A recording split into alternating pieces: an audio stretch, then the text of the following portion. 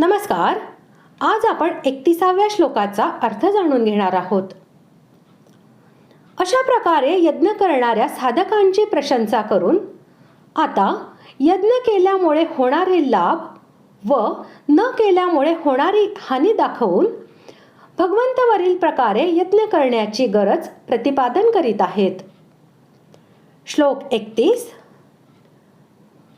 यज्ञशिष्टामृतभुजो यान्ते ब्रह्म सनातनम नायल्लोकोऽस्ते यज्ञस्य कुतोऽन्यः कुरु सत्तम.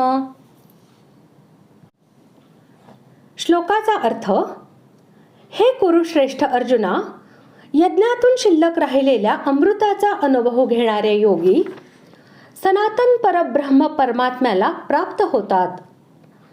यज्ञ न करणाऱ्या पुरुषाला हा मनुष्य लोक सुद्धा सुखदायक होत नाही, तर परलोक कसा सुखदायक होईल?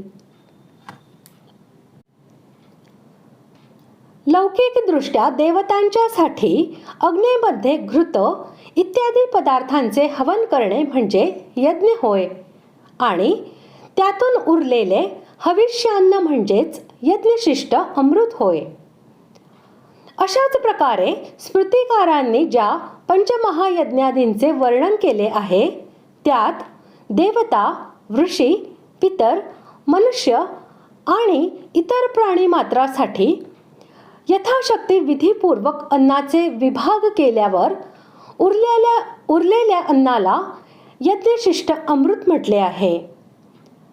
परंतु येथे भगवंतांनी वरील यज्ञाच्या रूपकामध्ये परमात्म्याच्या प्राप्तीचे ज्ञान, संयम, तप, योग, स्वाध्याय, प्राणायाम इत्यादी अशा साधनांचे वर्णन केले आहे की ज्यांमध्ये अन्नाचा संबंध नाही.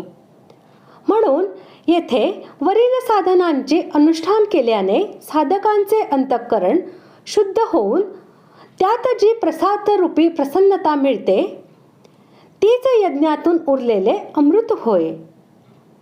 कारण ते अमृत स्वरूप परमात्म्याच्या प्राप्तीचे कारण आहे व त्या विशुद्ध भावनेमुळे उत्पन्न झालेल्या सुखामध्ये नित्यतृप्त राहणे म्हणजे येथे त्या अमृताचा अनुभव घेणे होय.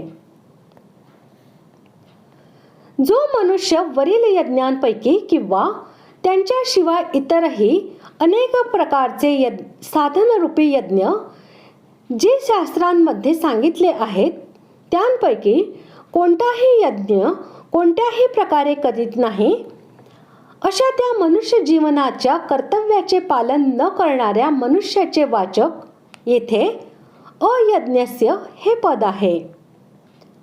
त्याला हा लोकही सुखदायक होत नाही, मग परलोक कसा होणार असे म्हणून हे दाखविले आहे की वरील साधना करण्याचा अधिकार प्राप्त होऊनही ती न केल्यामुळे त्याला मुक्ती मिळतच नाही, त्याला स्वर्गही मिळत नाही आणि मुक्तीचे द्वार असलेल्या या मनुष्य देहामध्ये कधी शांतीही मिळत नाही. परमार्थ साधनहीन असा तो मनुष्य नाना प्रकारच्या चिंतांच्या ज्वाळांमध्ये नित्य निरंतर जळत असतो. ज्या फक्त भोगयोनी आहेत आणि ज्यांमध्ये खऱ्या सुखाच्या प्राप्तीचे कोणतेही साधनच नाही, अशा दुसऱ्या योनींमध्ये त्याला शांती कशी लाभणार? मनुष्य देहामध्ये असताना केलेल्या शुभाशुभ कर्मांचेच फल दुसऱ्या योनींमध्ये भोगायला मिळते. म्हणून जो या मनुष्य देहात असताना आपल्या कर्तव्याचे पालन करीत नाही त्याला कोणत्याही योनीमध्ये सुख मिळू शकणार नाही. या लोकी शास्त्रविहित असे उत्तम कर्म न करणाऱ्यांना आणि शास्त्र विपरीत असे कर्म करणाऱ्यांनाही स्त्री, पुत्र, धन, मान, मोठेपणा, प्रतिष्ठा इत्यादी इष्ट गोष्टींच्या प्राप्तीचे सुख मिळते असे दिसून येते.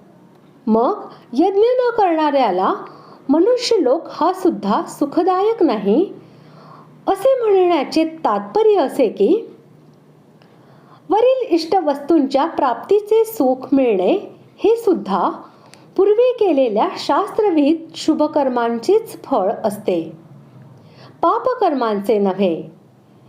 हे सुख वर्तमान जन्मातील केलेल्या पापकर्माचे किंवा शुभकर्माच्या त्यागाचे फल कदापि न समजावे. याशिवाय वरील सुख वास्तविक सुखही नव्हे. म्हणून भगवंतांच्या म्हणण्याचा येथे हाच आशय आहे की साधनरहित मनुष्याला या मनुष्य शरीरामध्येही त्याच्या मूर्खपणामुळे सात्विक सुख किंवा खरे सुख मिळत नाही.